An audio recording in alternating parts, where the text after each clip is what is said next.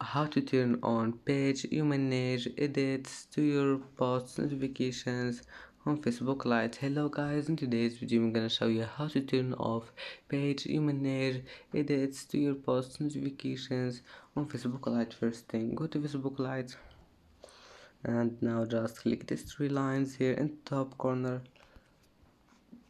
and go down. You'll find settings and the notifications, and go down here you'll find pages you manage and select your page, and here just go down you'll find page interactions and go to the last one, this one, and turn it on. And that's it for today's video. If you like this video, please don't forget to like and don't forget to subscribe, and thank you for watching this video until the end, and now see you in the next video.